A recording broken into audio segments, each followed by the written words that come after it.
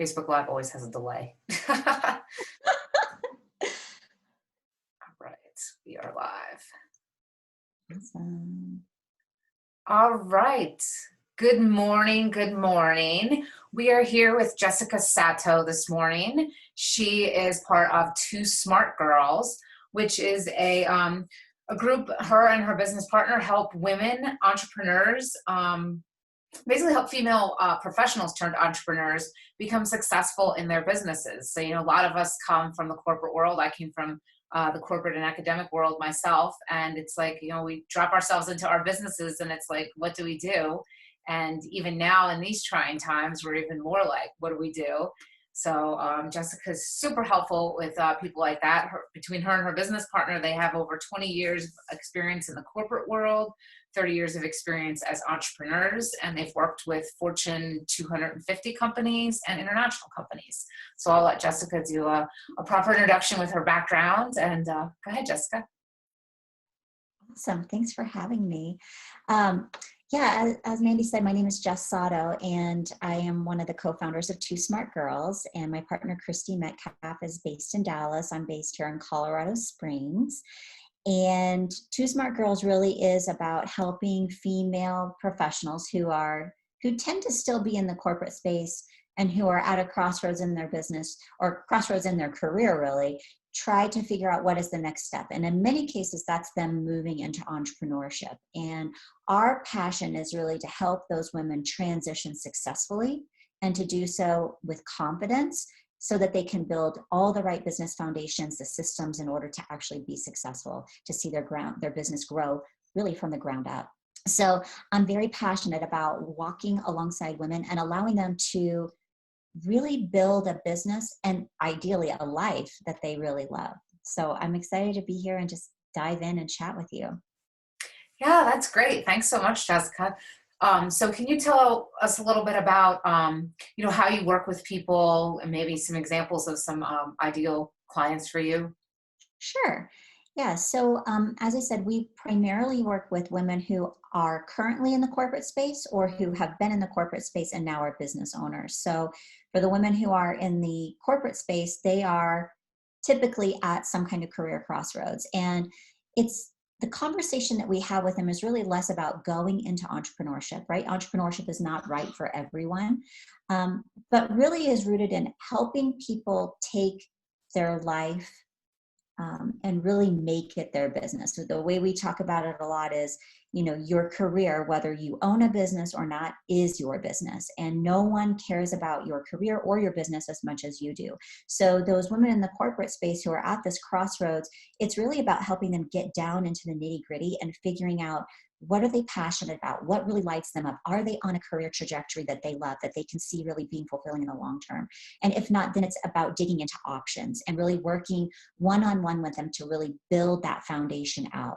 So in some cases, they'll continue to go on, they'll take a job somewhere else, and ideally it'll be a job that really lights them up. In other cases, it'll be those women really stepping into entrepreneurship. And as you know, it's really not a simple transition. I think we kind of get this idea that starting a business is hard, and actually that, in my opinion, is the easiest part of the whole process, right? You click a few buttons, you put in, you register, you build a business bank account, and then it really goes into what are the kind of mental shifts and emotional shifts that have to happen in order for a person to really be successful. And so we do a lot of mindset work around those shifts and then getting into the actual nitty gritty of building a business. What are the nuts and bolts of business building, from really helping them identify who their ideal client is, what is the market that they're stepping into, and getting a sense for what is their unique selling proposition, the thing that makes me or you or anybody else going into business, what sets us apart from others, and then putting the right systems in place. And that's actually something.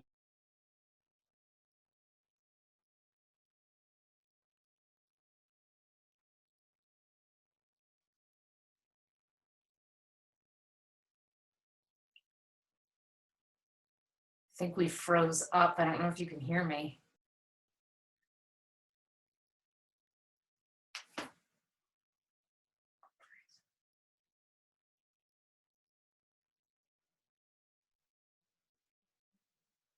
I I can think it's see. back. I think it froze Okay. up for a minute. It's like Monday and Zoom's like, no thanks. Right. These are things that happen in the real world, though, technical stuff. Exactly, exactly. So yeah, I mean, the work that we do is really rooted in one-on-one. In some cases, we work in small groups, but is really focused on tackling both the mindset and the emotional pieces of business building, but also really digging into the mechanics of business building as well. I love that. And, I work with a lot of type A women, and, we're very driven people, but we don't always know all of the, like you said, the nuts and bolts. And I love that mindset is such a huge piece, because I know when I went into entrepreneurship, I thought, I've got this mindset thing down. It's no problem. I'm type A woman. I've done corporate America. I've done academia. I've run marathons, I've got it. But it really was so much behind so many things. I mean, how many of us type A women are stuck in this overly busy thing, but we have, self-esteem issues, we have, money consciousness issues, like all the things that, we've deluded ourselves that we don't have.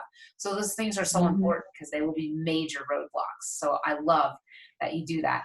So can you maybe give an example of maybe it's, obviously no names, but an ideal client you've worked with, how you've helped them? Yeah, so one of the clients that we've worked with a lot, she's a CPA. She has a long background as a corporate controller, assistant to the CFO of a healthcare company, and I have loved working with her because, like you said, she's very driven, right? And there's something about this group of women who are in the corporate space, right? We didn't get there by accident. In most cases, that was part of our plan. But in her case, she stepped out. She wanted more balance with her family, started her own CPA firm, but she's never forgotten the stuff that she did as the assistant to the CFO, the controller work. And she said, so many companies, especially mid-sized companies and those that are growing, are really lacking in real financial planning in their business. And so she has actually shifted and taken on a whole new branch of business. And so our work with her has really been rooted in helping her pivot, and while maintaining that CPA base with her current clients, still doing taxes and all of that, she also offers what's referred to as fractional CFO work, where she essentially comes in and functions as your CFO, really helps you build out your plan. And so the work that we've done with her has really been helping her lay the foundation, really figure out who is the ideal client for that work, because it's not just for anyone. Not everybody needs.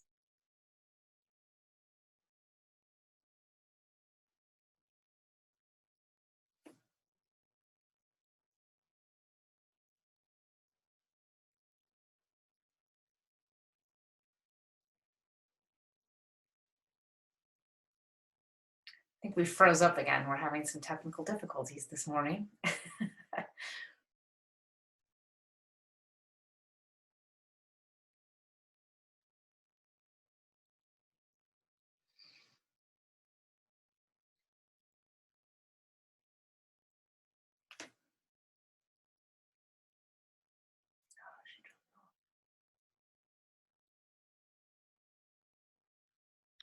Okay, are we there? Yeah, you're back. Okay. I don't even know where I left off. Long story short, we've been working with a CPA, and she is pivoting in her business to take on a whole new branch of service as a fractional CFO. And our work with her has really been not just rooted in the mechanics of how do you actually do that, but really helping her shift her mindset around pricing and making sure that all of the experiences and everything that she brings to the table, that all of that is part of the package, and that she knows how to serve her clients really well. So we've dug into the nuts and bolts of actually making sure she has a clear idea of who her ideal client is, but then also what are the pieces within herself that she's struggling with. I love that. And I can say, I have spent a way more money than I want to think about on coaching and marketing courses and all the things. And I feel like no one really, like, you read it, it's like reading a chapter in a book. Well, what's an ideal client? Well, I get it academically. I understand what an ideal client is. how do I turn that into what my ideal client is? So I love that, again, that you're doing this one-on-one work and really helping bring it out of people, because, we're not jack of all trades, right? I mean, we all come to Right. our businesses with a very specific skill set that we're really good in. Like this girl you work with, she's the CFO. I'm like, finances. I need a CFO. Like I need someone to come in and do that, but I've got the doctor stuff down, right? So everybody's Right. got something, and we need to figure out the rest of it. And we're smart enough, but we need the right Yeah. guidance. So I love Yeah. that. So how are you helping people now that we're in this time of COVID and, everything's kind of up in the air? I think it's kind of interesting, though. It's twofold. I think we have a lot of women that are saying, you know what, the old way isn't working. I don't want to be overworked and overstressed. And then you've also got people that are like, holy crap, my business is in the first 3 years, and how do I keep it afloat? So how are you working with people now? Yeah, so this is such a great question because I see this a lot in our community where, people were at first reluctant to make any kind of shifts. They're like, okay, this is going to pass. We're just going to get through it. But the reality is, getting through it means coming out on the other side, and it will be different. And so, what I've been encouraging the women we work with is to really think about this as an opportunity to tap into what maybe once was a plan D or E or F and really bring that to the forefront. And that just becomes an extension of your business. So, we have a number of women who have in-person businesses, and to shift like that really forces you to be creative, to problem solve, all these characteristics that are really traditional to entrepreneurs.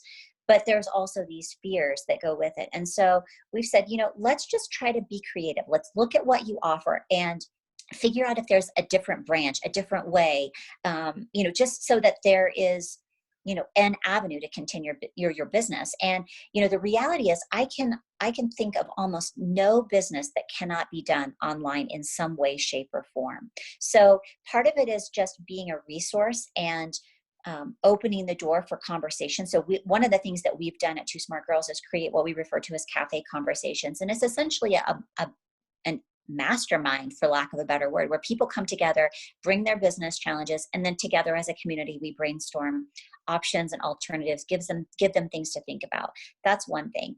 I think the other part is really getting back to the mindset issue, which is that A, yes, this will pass. B, this will be something that we get through, but it will not be completely the same. And so that means you get the beauty and of taking these newfound things and just making them an extension of your business. So it's not like I'm going to do this for now and never go, and then when it's over, I'm going to go back to my old way. It's like you get to broaden your horizons. And, the way we think about it is this too shall pass. So as a business owner, if you show up, if you stay consistent, even if your message looks a little bit different, if your offerings are a little bit differently, it's going to make a difference, right? People are looking for consistency in a world that feels very unstable a lot of times. And the more you show up, the more authentic you are, the better it will be. Yeah, I love that. And I think that's so important, and that we continue working on the mindset, like I tell people it's okay to have a down day. It's okay to do a slump and dump, but then you've got to pull yourself up by your bootstraps and get back into it. And if you go into it with a negative attitude that the economy is going to be terrible and, all the other things that we can think about, then you're going to wind up, your mindset's going to crash your business. So it Yeah. is a wonderful, wonderful opportunity, because, just like 9/11, life is not going to be the same on the other side. Right. So I think that's wonderful. So do you have any events or anything coming up if people want to, work more with you? Yeah, actually so I mentioned the Cafe Conversations. That's a free event that we do every Wednesday from 8:30 Mountain to about 10:30 Mountain. And I can get you more details about that. But we actually have a paid event coming up called Time to Rise, Shatter Your Own Glass Ceiling. And it really is, it's a virtual workshop, about 3 hours long. And it's really rooted in helping women tackle 6 very specific habits that actually get in the way, right? Things like, our ability to self-sabotage, the need to please or never be able to say no, all of this perfectionism, and there's a couple of others. And we're really going to dive into those and really talk about why those things happen to us, what allowed us to leverage those to be successful up to this point, but why they're actually detrimental in the long term, whether you're a corporate professional or a business owner. And, you know, like the cafe conversations, we made it super affordable, just because we really want women to be fully stepping into themselves so that when we get to the other side, they are so raring to go that they're already stepping up. They're already showing up in really powerful ways. So that event is on May 27th in the morning. And if you want more information about that, it's twosmartgirls.com/rise workshop. Great. Yeah. And I'll drop links to both of those in the comments so that people can find more ways to interact with you, and also a link to your website. You do free consultation, right? If someone's interested We in do. working with you. So yeah, that would be great. Do you have any more parting words or anything before we go? Yeah, I'll just say, you know, one of all the things that I think are important as business owners and as professionals, right? Show up and be consistent. Those two things, when you show up in a space of service and vulnerability, and you do so consistently, people notice. Like I said, people are really looking for consistency in an unstable world. And when you, as a person, as a business owner, keep showing up, keep being of service, keep giving and serving, it goes a long, long way. Yeah, and I love that. You know, I'm always telling people, you know, consistency is such a key, and the brain, you know, since I'm a brain nerd, the brain loves predictability. So right Yes. now in these trying times when everybody's walking around in a lot of fight or flight, it's really good to be consistent and just be real. You know, there's days I'm on Facebook Live and I look like crap, but I'm out here and I'm Amen. doing promoting my business, right? Like, I didn't blow dry my hair today. It's all right. But you know, we just got to show up, and people will resonate with that. They're not expecting you to be perfect, and you know, just going and hiding under a rock. Like, I certainly have days that I don't want to be online, and that's fine. But then we've got to show up and do it, or we've got to take our hour and say, okay, I'm gonna do my Facebook, and then I'm gonna go do whatever. That's exactly right. Yeah. So I love And, that. you know, I just want to say, you know, there really is something to that vulnerability piece. And, you know, I'm always surprised at what really hits people. And, you know, at the end of the day, people want to know that you're real, that you feel the same things that they feel, that you struggle with the same things they feel, especially when you're talking about your ideal client, right? And I found that when I show up and just be authentically me, you know, things I've noticed, you know, I posted something the other day about just really being tired. You know, I was just at my max limit and I was like, I'm tired and I'm just going to take the afternoon off. Right. That's so counter to my nature. But I was like, people need to know that it's okay to take time. It's okay to do whatever it is that you need to do. And, and so, you know, like I said, when you show up and when you're, you know, vulnerable and you're honest and real, people connect with that in a really powerful way. And so I just encourage people, you know, I know we don't all, you know, it's tempting to feel like, oh, we have to have it all together. We have to put on this front. I mean, but let's be honest, I'm wearing like a nice top and I'm wearing leggings on the bottom. I mean, aren't we all like, you know what I'm saying? So it's like, let's just be honest about what we're in right now, have a little grace with ourselves and just tell it like it is. And like I said, I really think that goes a long way as a business owner.